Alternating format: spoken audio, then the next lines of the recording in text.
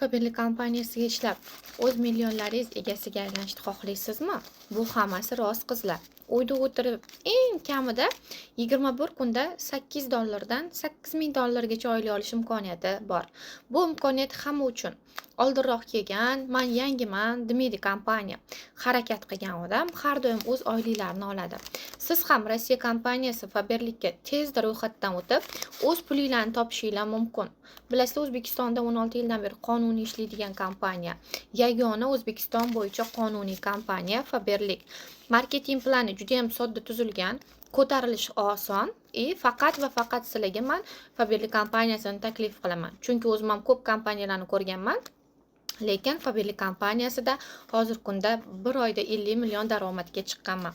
Siz ham shoshiling. Qodirova Gulhayot strukturasiga a'zo bo'lib, o'z millionlaringizni olib ketishingiz mumkin. Sizlarni pulinglar kutmoqda qizlar.